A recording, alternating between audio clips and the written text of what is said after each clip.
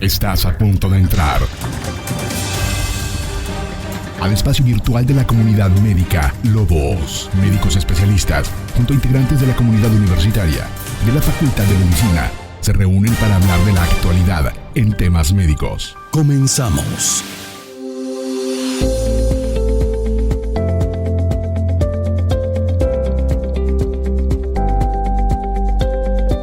Amigos y amigas, ¿qué tal? Muy buenas tardes. Bienvenidos a su programa Revista Médica Lobos FM. Cada sábado trayendo con ustedes temas que nos dejan mucho que pensar, porque tenemos que seguir trabajando con la prevención y con la promoción de la salud.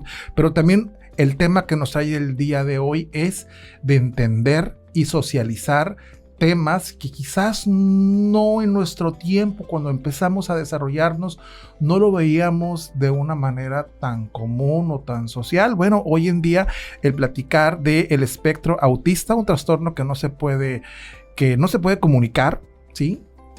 Vamos a trabajarlo el día de hoy de manera que usted tenga los elementos de que pueda conocer cómo es esta condición, puesto que no es una patología, no es una enfermedad, es una condición que tenemos en algún porcentaje de la población, y que hoy tenemos una persona experta en este tema y que es parte de la comunicación de nuestro estado, y que estaremos platicando acerca de ello, del espectro autista, y como todos los sábados, el doctor Ariel Gutiérrez en la conducción de este programa. Doctor Navarro, muy buenas tardes, bienvenidos a todos a Revista Médica Lobos FM.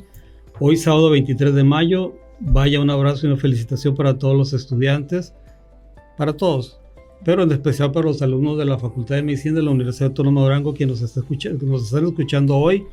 Y como bien dice el doctor Navarro, este tema que probablemente en los últimos años se le ha dado una difusión muy importante, hablar de trastornos del lenguaje, niños con problemas de autismo.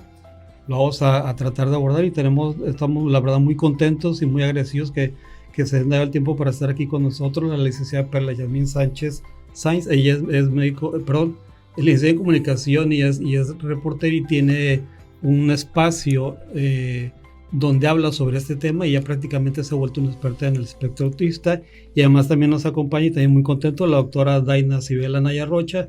Ella es médico pasante de servicio social de la Facultad de Medicina de la Universidad Autónoma de Durango. Bienvenidas a las dos y muchísimas gracias por su tiempo y su generosidad. Muchísimas gracias y encantada de estar aquí. Al contrario, el placer es de nosotros, y recordando que estamos transmitiendo a través de Facebook y YouTube, a través de Revista Médica Lobos FM, nuestras redes sociales en @Revista Lobos CLN. De esta manera pues van a tener el mejor contenido en medicina y todo lo que tenga que ver con los profesionales de la salud, mi querido doctor Ariel Gutiérrez. Así es, y como todos los fines de semana le damos la más cordial bienvenida y la presentación oficial a nuestros invitados.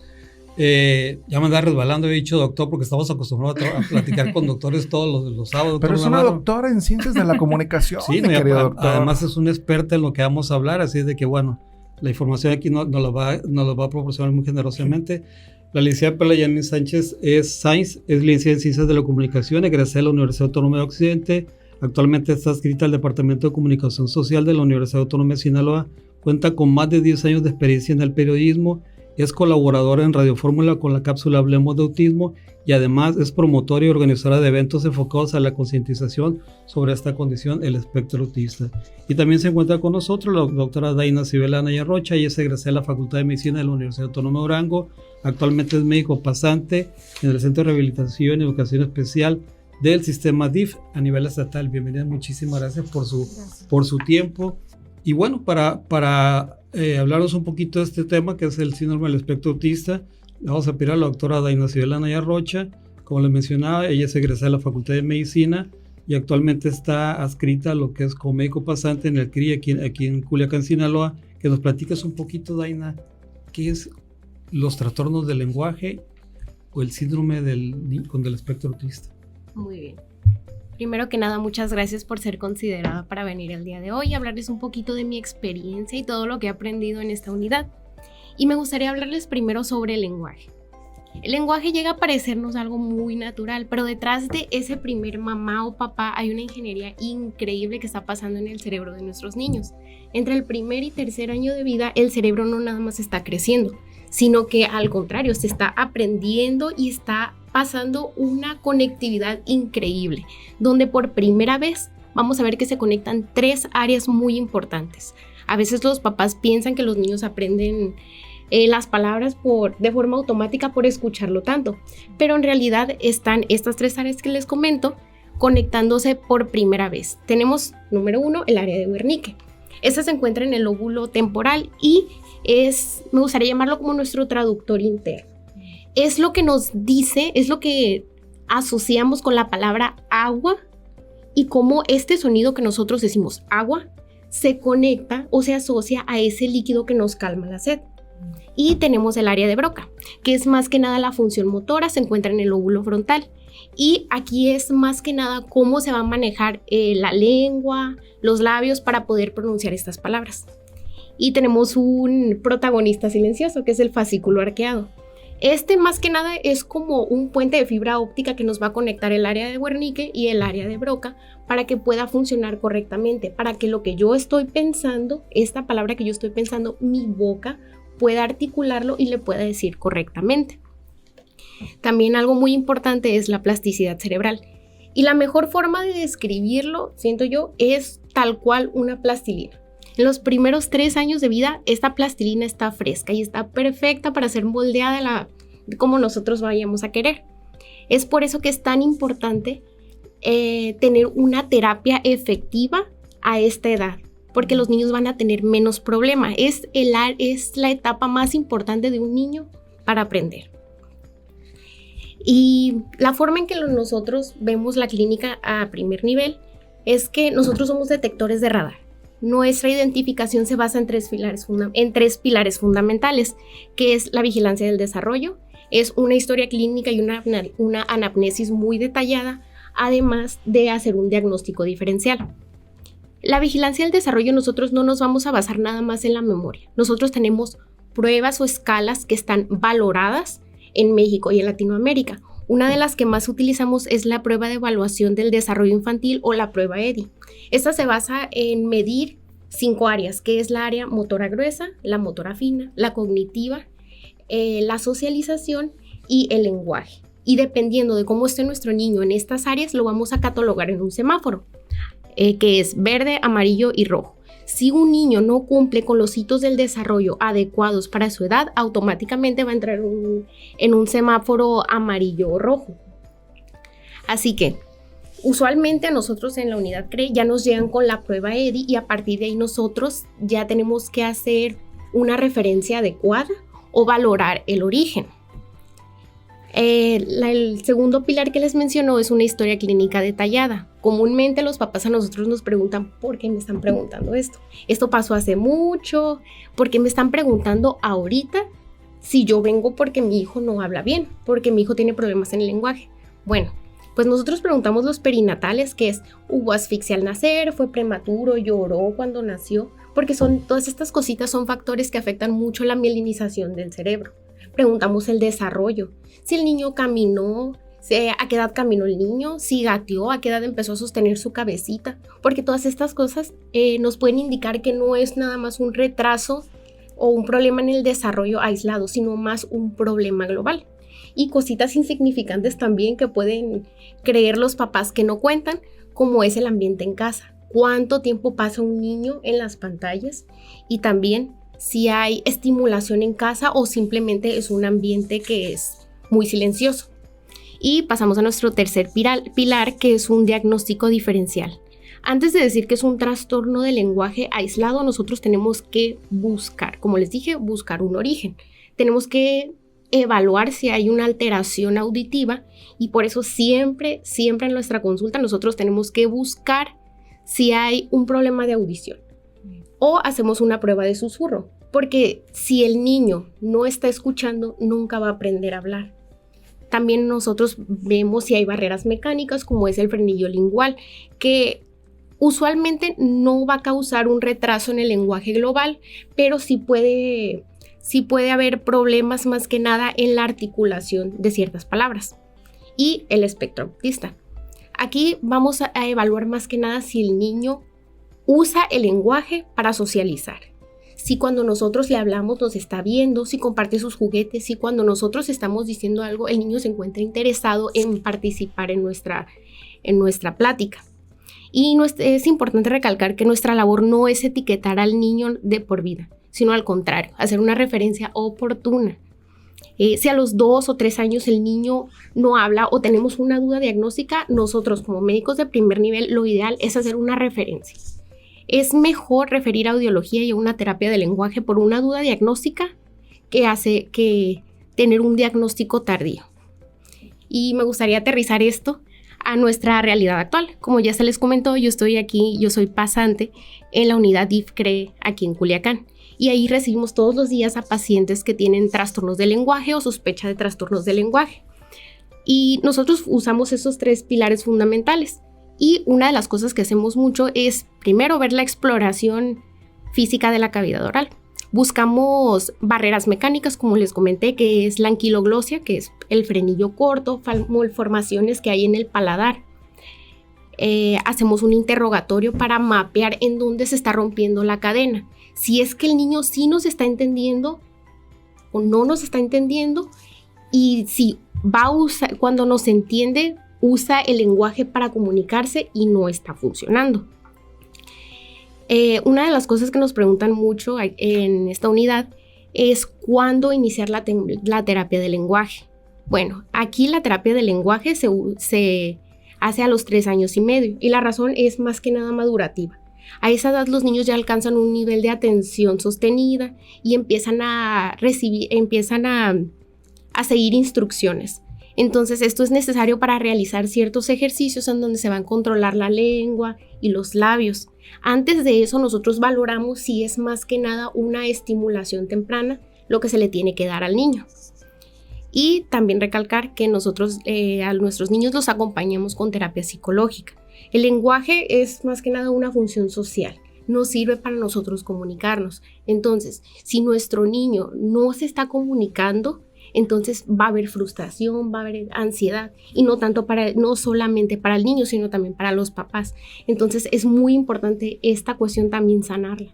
Pues muy interesante porque viéndolo desde el punto de vista sensorial, cognitivo, sensitivo, toda la parte de la comunicación, pues yo creo que quienes nos estén escuchando en este momento, en su coche, en su casa, en donde sea que nos estén escuchando y tenemos la sospecha o algunas señales que ahorita la licenciada nos va a comentar, tenemos la sospecha, pues pongamos la alerta completa y recibamos la atención inmediatamente. Ya lo dijo la doctora Daina, pues las pruebas EDI, que en este momento la Secretaría de Salud, a través del IMSS Bienestar, está fomentando, está socializando para que se puedan aplicar en la población, en esta población clave, doctor. Así es, doctor Navarro. Y bueno, platicar de niños con problemas de trastorno del lenguaje, problema de comunicación, pues siempre ha ido muy de la mano con la sospecha de lo que es el espectro autista. Y en especial, licenciada Perla, en su caso particular, como mamá de una niña con un problema de espectro autista, y aparte, bueno, con toda la experiencia que ya ha adquirido durante todo este tiempo en cuanto a su atención y seguimiento, ¿cómo se fue dando cuenta que de pronto su niña estaba teniendo algún problemita en el desarrollo, en la capacidad para comunicarse? Pues todo empezó cuando Violeta le hablaba. Violeta es mi hija, ahorita tiene 6 años, pero ella tenía aproximadamente 2 años y medio y le hablaba y ella no me volteaba a ver, o sea, hija, Violeta, y realmente no me volteaba a ver. En ese momento pues yo no sabía qué era el autismo, desconocía completamente, sin embargo yo sabía que había algo, pues, o sea, eso no lo podía negar, no podía evitar pensar que para su edad el hecho de que yo le hablara a mi hija y que ni siquiera me volteara a ver era porque algo estaba pasando, ¿no? Y digo, en ese momento no lo relacioné, pero esa era una de las señales que no sabía, pero era parte de su autismo.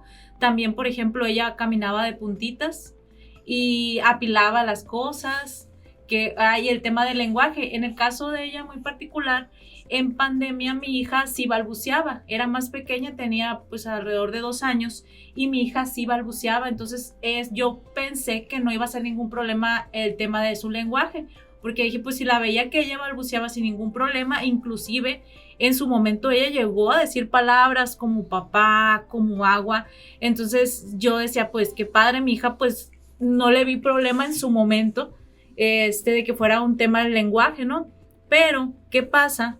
Que pasan los 2 años, 2 años y medio, empiezo a notar estas señales y uno cree que lo vas dejando, ¿no? Lo vas dejando y dices por indiferencia, pues no pasa nada, está chiquita, por su edad, a lo mejor más adelante, ¿no? Avanza. Pero ¿qué pasa? Que en algún momento llega una amiga y me dice, ¿sabes qué? Como no queriendo, ¿no? Me dice, ¿sabes qué? Quiero que veas este video. Me muestra un video de características del autismo, entonces yo me quedé, mi hija tiene esto, mi hija tiene, por ejemplo, también tenía mucho el tema del aleteo, y yo pues decía, pues lo hace porque juega, ¿no? O sea, yo lo relacionaba porque jugaba, entonces cuando ya empiezo a ver que camina de puntitas, que no me mira cuando le hablo, el aleteo, que no habla, ya empiezo a ver yo que estas son señales de autismo, ya lo relaciono, ya empiezo yo en esa búsqueda de conocer sobre el autismo y ahora sí ver qué está pasando, mi hija tiene o no tiene autismo. Entonces eso fue lo primero que pasó por mi mente, el saber si sí o no, no tanto por el hecho de decir quiero etiquetarla con un diagnóstico, sino por el hecho de ver que mi hija puede avanzar, ¿no? Y así fue como empezamos a llevar esa búsqueda de informarme más sobre el autismo y ya fui dándome cuenta que sí, efectivamente, las características de mi hija pues sí indicaban que era trastorno del espectro autista, hasta llegar al momento de acercarme con los profesionales de la salud. En mi caso, yo me acerqué al centro de autismo para que le hicieran una valoración y sí, la atendieron ahí especialistas, neurólogos, psicólogos, le hicieron una serie de evaluaciones y al final, pues sí, el diagnóstico indicaba que mi hija era autista nivel 3. ¿Esto qué significa en términos de papás que a lo mejor no saben? Nivel 3, esto significa que un niño con autismo nivel 3 necesita un alto grado de apoyo. Es decir, que mi hija necesitaba apoyo para comer, mi hija necesitaba apoyo para ir al baño. En ese entonces, cuando estaba más pequeña, pues no controlaba el esfínteres, entonces nosotros teníamos que llevarla y eso implicaba, ¿no? Implicaba todo un cierto apoyo por parte de nosotros, de mi esposo y mío como papás, de tener que estar con ella, ¿no? 24/7 ahora tal cual. Y así fue como empezamos en esa búsqueda que pues le dieron el diagnóstico y ahora sí empezamos, rápidamente pues ahí le dieron el diagnóstico y posteriormente ahí mismo en el centro de autismo le asignaron terapias, una serie de terapias, conductual, sensorial y también de lenguaje. Y ahí es donde empezaron a tratarla y también nos recomendaron la misma neuróloga que además del centro de autismo, porque en el centro de autismo se les da la terapia una vez a la semana, que también si podíamos llevar a nuestra hija en particular, por ejemplo, como ella era muy pequeña, todavía no iba a un kinder, nos sugirieron meterla a un lugar donde fuera como una ludoteca, porque como mi hija también no estaba acostumbrada a interactuar con otros niños, nos recomendaron que ella pudiera estar en un entorno con más niños para ver también cómo se iba desenvolviendo, ¿no? en la sociedad, porque no es la misma que estés tú en casa con la niña y que se comporte de cierta manera allá al momento de poder estar con otros niños, ¿no? Entonces así fue como empezamos en esta búsqueda. Pues fíjese nomás cómo nos va detallando la licenciada, cómo fue que fue detectando estos cambios. Sin embargo, hay personas que están en su casa en este momento y que tienen algunas dudas y que llega un momento en que dicen, no, es que todavía está chiquito todavía, no hay tiempo todavía de que controle esfínteres. Aquí la situación, ¿en qué momento pensó usted que esas señales tempranas que se estaban presentando en Violeta eran justificables? Yo creo que en el tema del lenguaje, ahí fue donde más me movió porque como les comentaba, en pandemia ella balbuceaba y decía palabras y ya llegar a cierta edad, más de los 2 años y medio, y que ya de plano no dijera una palabra. Entonces ahí fue como que, a ver, algo está pasando, ¿no? Algo está pasando y sí, en el momento pues obviamente uno se trata de negarse, ¿no? Tratas de buscar una excusa, una justificación, decir, no, a lo mejor más adelante va a hablar. Pero la realidad es que cuando ya empiezas a notar que tu hijo hace ciertas cosas, por ejemplo en el caso de mi hija, que hacía ciertas cosas y las deja de hacer, ya es como que un foco porque es un retroceso y es como, a ver, ¿por qué está dejando de hacer esas actividades que no le implicaban una dificultad para ella, ¿no? Entonces ahí fue donde empecé a notar que había cierto foco en el tema del lenguaje, porque también fue en su momento, ahorita gracias a Dios pues mi hija ha avanzado, pero le costaba el tema de la socialización. Ella, por ejemplo, estaba en un entorno con otros niños y no le molestaba si le hablaban o tenía esas dificultades, pues que a lo mejor para un papá puede decir, ay, es que no es sociable, ¿no? O así es su forma de ser. Pero realmente más allá de eso, yo sí invitaría, aprovecho el espacio para invitar a los papás a no cerrarnos porque es complicado, es un tema muy complejo y es un tema difícil de asimilar, el tema del autismo y el tema de la aceptación, porque nos idealiza y siempre como papás idealizamos, ¿no? A nuestros hijos. Desde el embarazo, yo creo que todos los papás idealizamos a nuestros hijos, que decimos, mi hijo cuando tenga 1 año va a hacer esto, ¿no? Cuando tenga 2 años, a lo mejor ya va a caminar. Cuando tenga 3, la voy a llevar a ballet. Y buscamos siempre idealizar a nuestros hijos. Y el momento de que empiezan con estos retos, estos retrocesos, ya es como que te quedas, híjole, no, nunca me prepararon, ¿no? A nadie. Yo creo que en general nunca nos preparan para ser papás y sobre todo para enfrentar una situación como el autismo. Licenciado, acaba de mencionar algo muy importante y ojalá que quienes nos escuchan ahorita, bueno, presten atención a los datos que usted ha comentado hace unos momentos.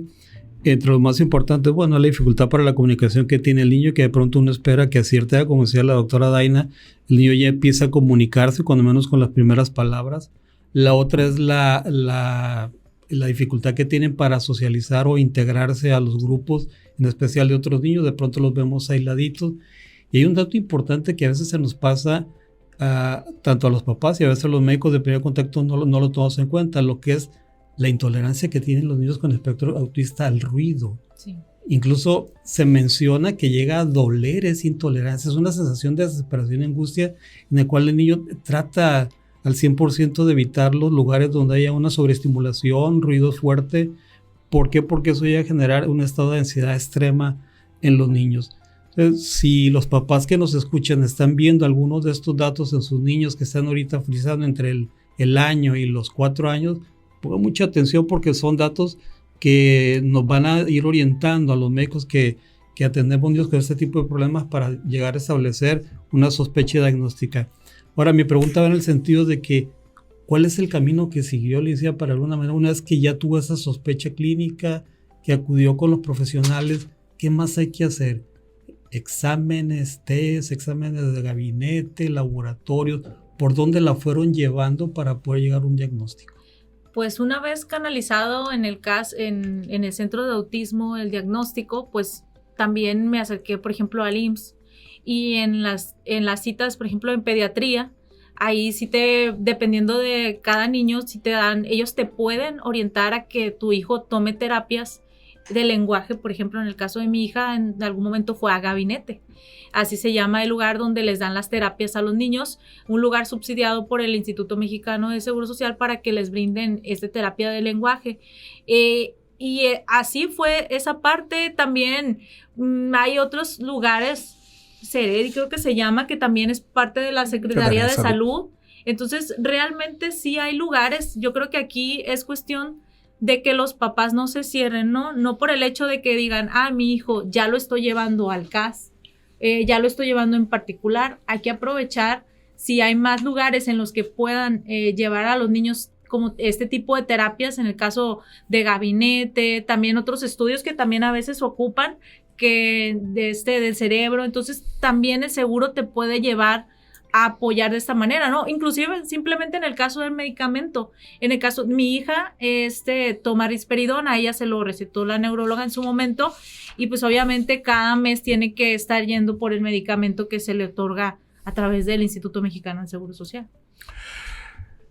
Pues ahí lo tiene usted, todos los caminos que se pueden tener para hacer un diagnóstico y tener el apoyo lo antes posible, y en esta ocasión pues tenemos a la licenciada Perla Yasmín Sánchez Sainz. Ella es licenciada en Ciencias de la Comunicación y es activista precisamente de conocer, socializar lo que es el espectro autista. Pues estamos transmitiendo por el 93.7 FM, Lobos FM. No se vaya, regresamos en un momento. Nuestra pasión es cuidar de tu salud. Ya regresan los mejores consejos para que tengas una vida plena de salud. Revista Médica Lobos FM. Vuelve después del corte.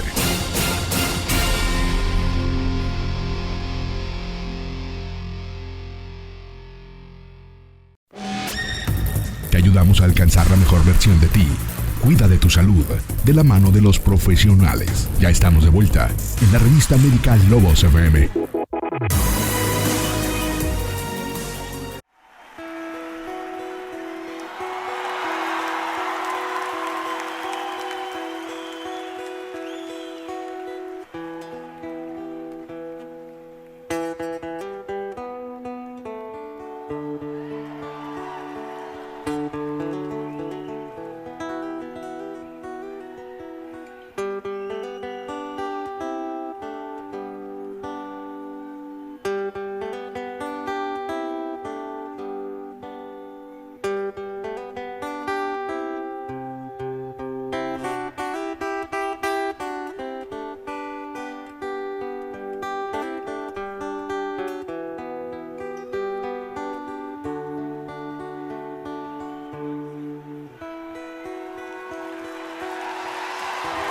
Hello, darkness, my old friend.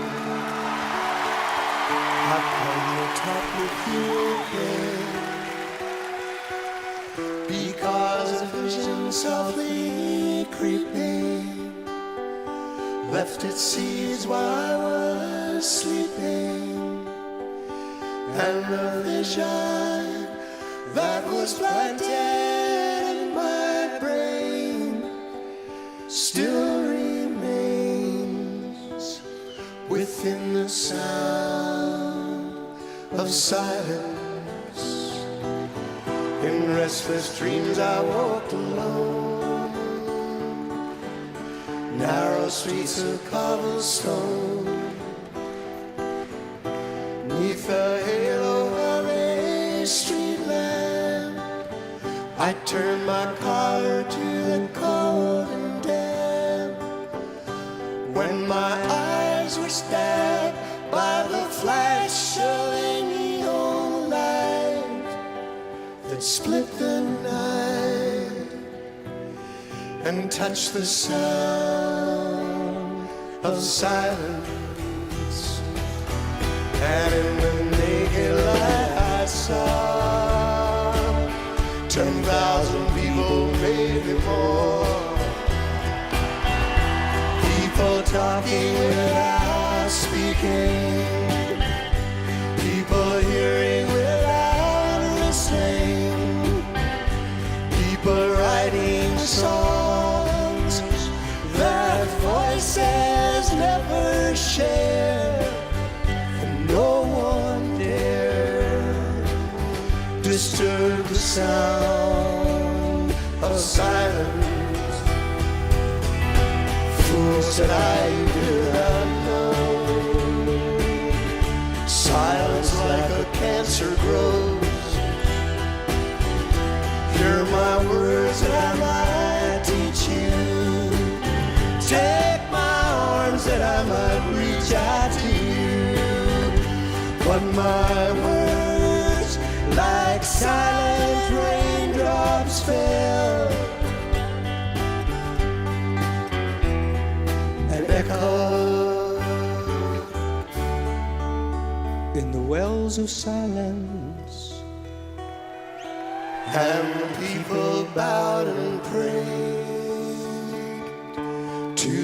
the ungodly made.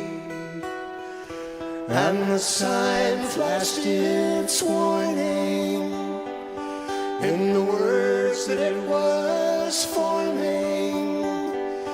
And the sign said the words of the prophets are written on the subway walls and tenement halls, and whispered in the sound of silence.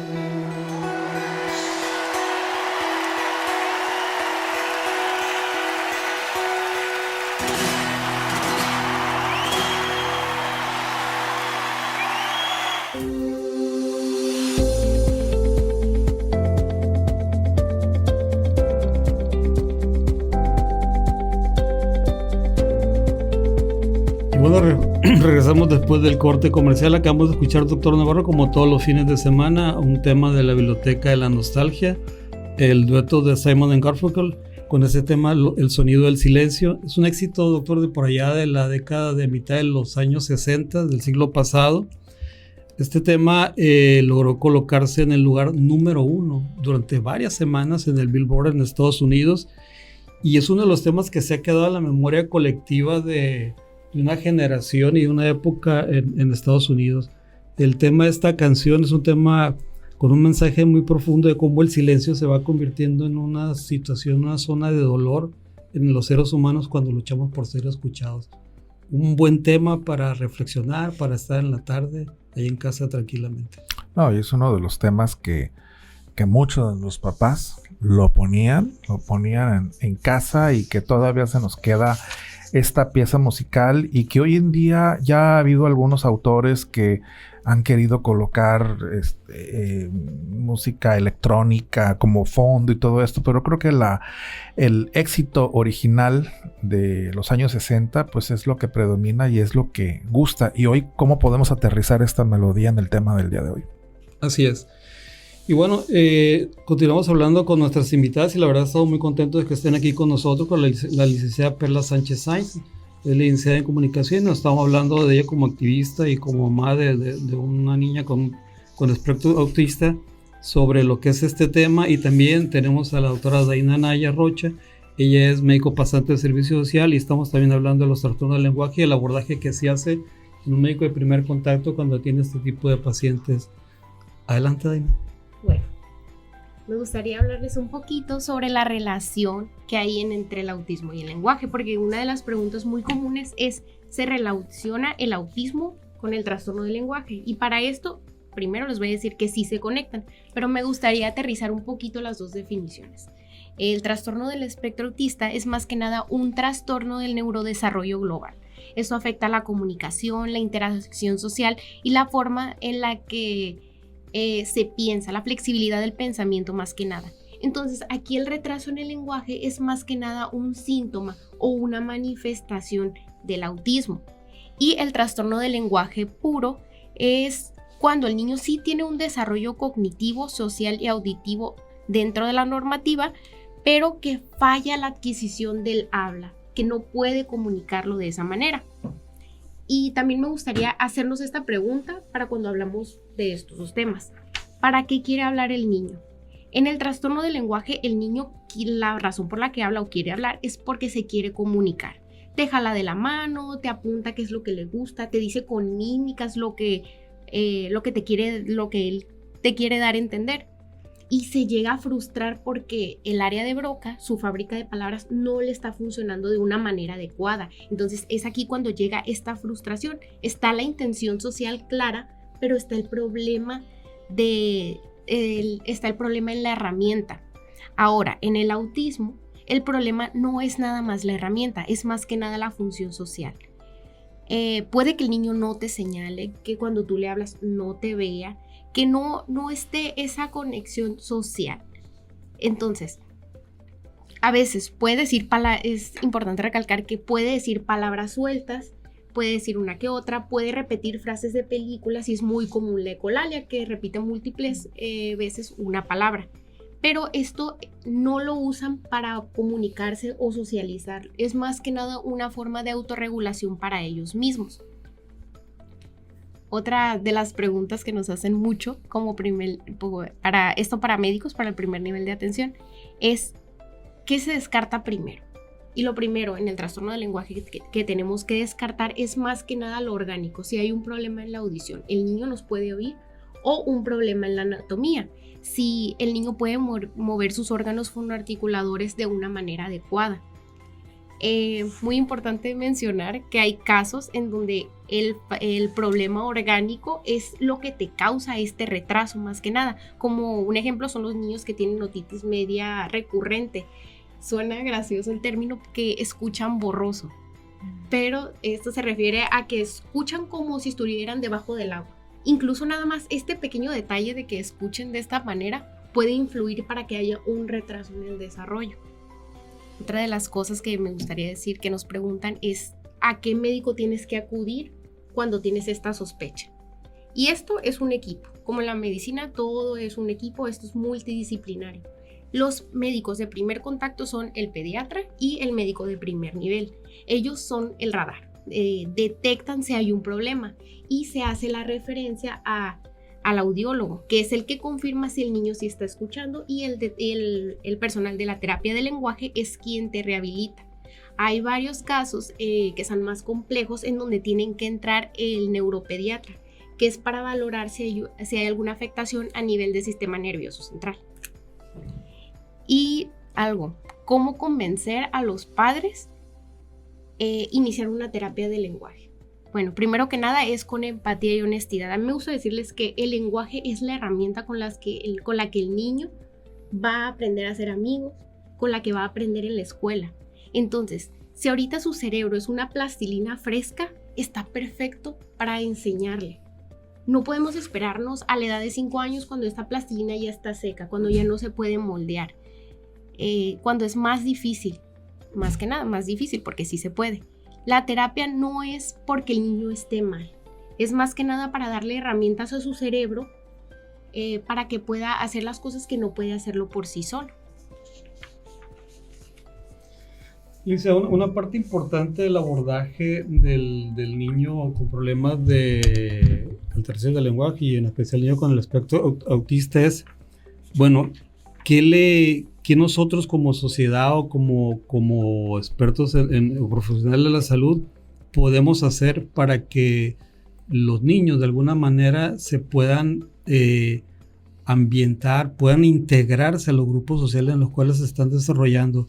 En su experiencia, ¿cómo estamos funcionando en la integración de los niños con espectro autista aquí en nuestro medio, en su entorno escolar, el entorno familiar? Es decir, esa red con la cual deberíamos de contar, se debe de contar, ¿realmente funciona? Pues siento que sí funciona, pero hay mucho todavía por hacer, ¿no? Adelante. En el caso, por ejemplo, del IMSS, que ya se cuenta con esta terapia de lenguaje, sí sería también bueno, y qué padre que ya empiezan con la prueba EDI, ¿no? Que sí tengo conocimiento que ya empiezan a implementarla en algunas guarderías, pero honestamente todavía siento que hay mucho desconocimiento en varias instancias, y creo que es una manera, ¿no? de buscar fortalecer esa parte, tanto profesionistas como papás, para poder ir de la mano y a su vez pues poder avanzar con nuestros niños, ¿no? Como dice, me llama la atención lo que dice la doctora, que el cerebro pues cuando estamos más pequeños, está más pequeñitos, es mucho más fácil que el niño pueda desarrollar, ¿no? ese lenguaje. Entonces yo creo que sí se pueden hacer más cosas desde el momento que, por ejemplo, el pequeño va a la consulta, el papá llega con su hijo, quizás empezar a implementar este test en varias instancias, ¿no? Empezar a ver si existen algunas señales de no esperarnos hasta que el niño va al kinder o ya que entra a la guardería, sino que empezar a notar, si uno como papá sí empieza a ver estas señales y va a la consulta, lleva al niño porque tiene gripe, porque también yo creo que eso como padres no tenemos esa cultura, vaya, ¿no? El niño lo llevamos al seguro, lo llevamos a que lo atiendan hasta que está enfermo, ¿no? Entonces, hasta que está enfermo, llegamos con el médico, lo atiende y ahí es muy complicado, ¿no? Que te diga el médico, ay, ¿sabes qué? Pues yo creo que tu hijo puede tener autismo porque le noto esto, ¿no? Entonces, yo creo que también uno como padre tenemos que empezar a crear esa cultura de la prevención, ¿no? La cultura de estarnos atendiendo, ir al médico para así evitar que esto avance, que el niño llegue al kinder y que llegues al kinder y que te digan, ¿sabe qué? Venga señora al psicólogo, venga señora, es que su hijo le notó esto. Entonces también uno como padre debe de ser responsable, debemos ser responsables. No nada más es nuestra labor de decir voy a llevar al niño al kinder, voy a llevar al niño a la escuela, sino que atenderlo en general, porque muchas veces siento que nos olvidamos de esa parte tan importante que es la salud, salud en general y también la salud mental, ¿no? Que es otro tema muy importante. Entonces yo creo que se pueden hacer muchas cosas, también es cuestión de voluntad de uno también como papá, ¿no?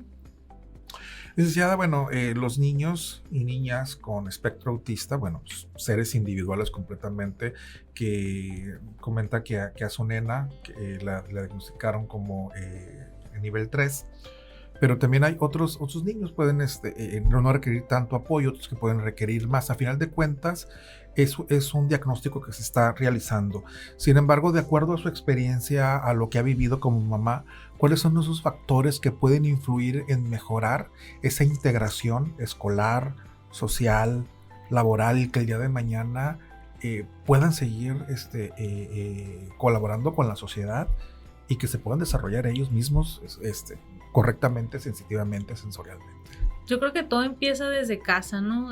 Todo siempre empieza desde casa, y si en el caso de, pongo un ejemplo en mi casa, en el caso de mi hija que ahorita va en primaria, mi hija está en una escuela pública regular, lleva maestra sombra, y qué veo yo poniéndome en el entorno ya un poquito escolar, tiene mucho que ver desde casa cómo trabajamos con nuestros niños, cómo hablamos con nuestros niños, y eso va a influir en el entorno en el que como vaya creciendo tu hijo autista o que no tenga una condición, a cómo se vayan desenvolviendo ellos en el ámbito social, cultural y todo, ¿no? Entonces, desde casa podemos empezar a concientizar, a hablar con nuestros niños y platicarles un poco, porque en ocasiones me ha tocado que hay niños que saben más del tema del autismo que los propios papás.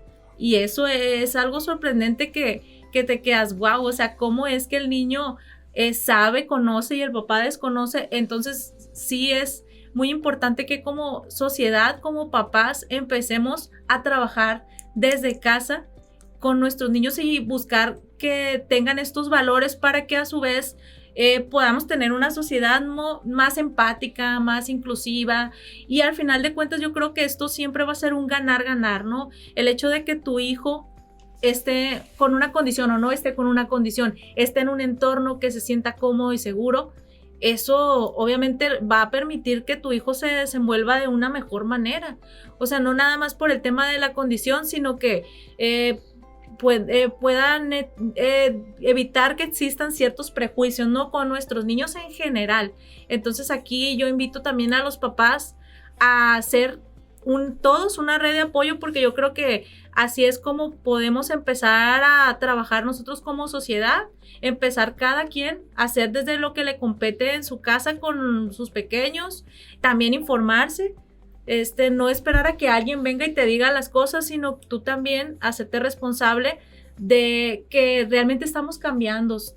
Sabemos que esta sociedad va avanzando, todo va en aumento, todo cada vez es distinto, ¿no? Términos médicos, científicos, entonces no nos podemos quedar, es como la tecnología, ¿no? No nos podemos quedar en el rezago.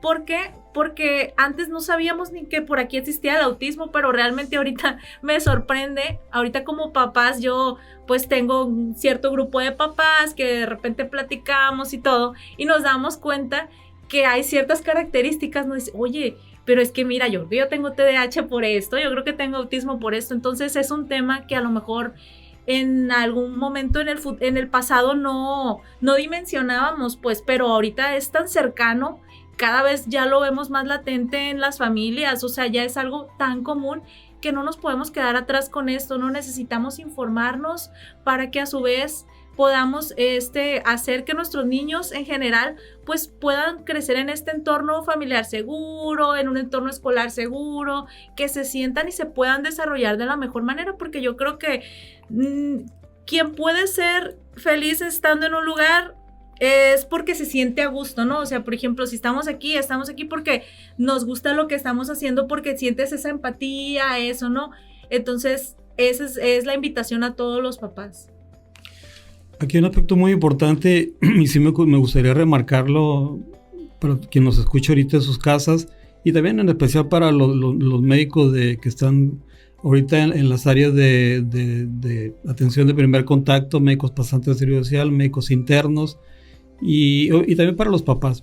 Un aspecto importante, y lo mencionaba ahorita la licenciada, lo que era el acercamiento de llevar al niño a las evaluaciones en forma periódica, obviamente el primer año de vida cada mes y a partir de ahí cada 6 meses. ¿Por qué? Porque es importante que el médico esté evaluando cómo va siendo el desarrollo del niño en todas las esferas, no solamente en la esfera de lo que es el lenguaje, la movilidad, todo lo que es el desarrollo psicomotriz, y eso nos va a ayudar un momento para hacer un diagnóstico precoz y obviamente pues el pronóstico va a cambiar bastante en cuanto a lo que es la atención oportuna.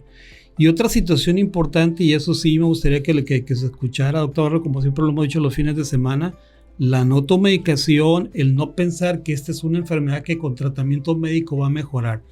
Cuando usted como mamá que tiene un niño con este problema, con el espectro autista, los medicamentos que se les maneja son más que nada para que el niño de alguna manera esté un poquito más tranquilo, que esté un poquito más adaptable a su entorno, y tratar de que de alguna manera lo que se está trabajando en lo que es terapia conductual, terapia de lenguaje y todo el apoyo que se hace a nivel cognitivo, pues llegue a buen término.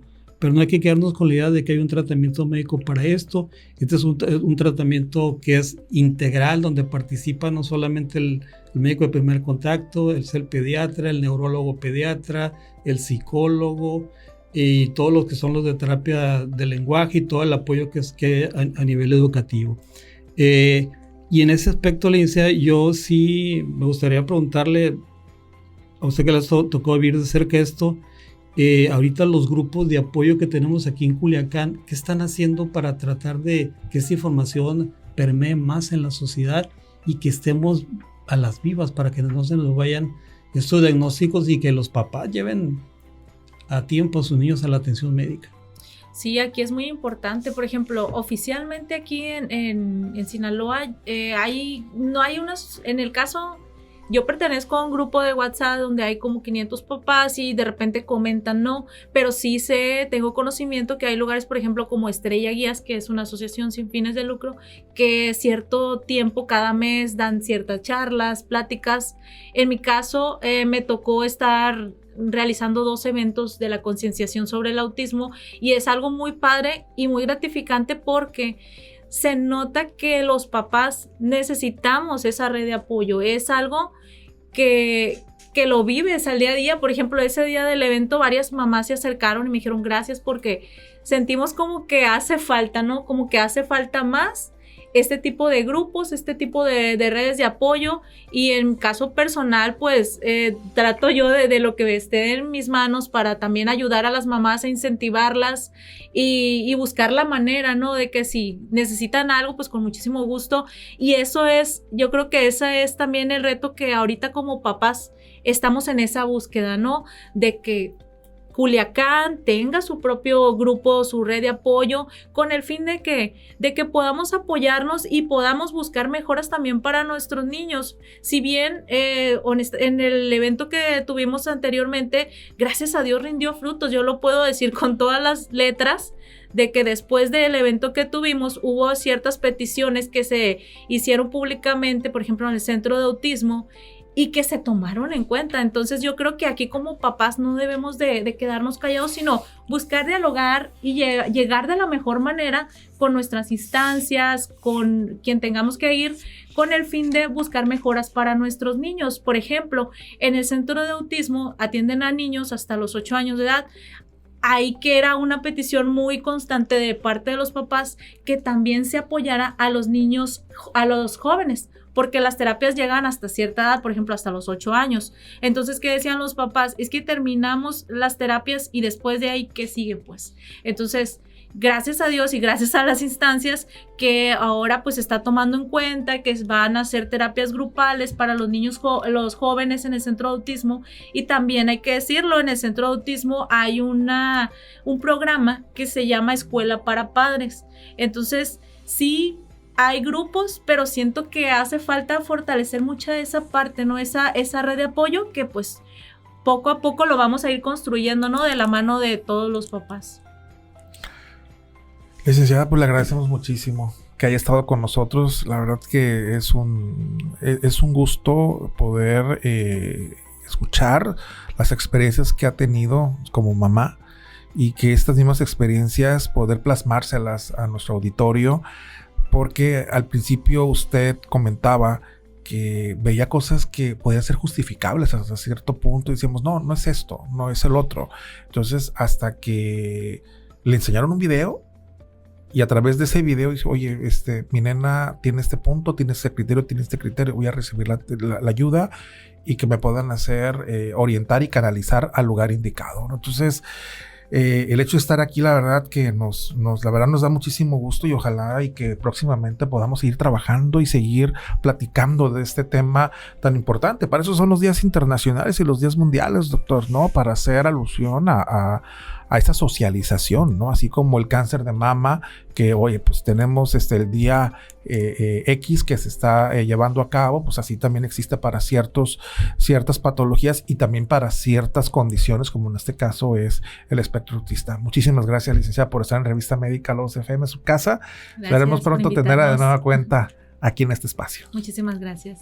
También, muchísimas gracias, muchas felicidades, Daina, por acompañarnos en esta emisión de Revista Médica Lobos FM. La verdad, muy contento por la presencia de las dos, por su generosidad, pero también más contento porque Daina tiene apenas un año que se fue a la escuela y ya ha crecido bastante. Felicidades, Daina. Felicidades, la verdad, muchísimas felicidades. Y pues muchas gracias a ustedes que todos los sábados nos está escuchando aquí por Revista Médica Lobos FM en el 93.7. Nos vemos dentro de una semana, Dios mediante. Cuídense mucho, feliz fin de semana. Los profesionales de la salud te esperan en nuestra próxima emisión. Descubre los mejores consejos para llevar una vida de calidad para ti y tu familia. Sintonízanos la próxima semana. Revista Médica Lobos FM. Hasta la próxima.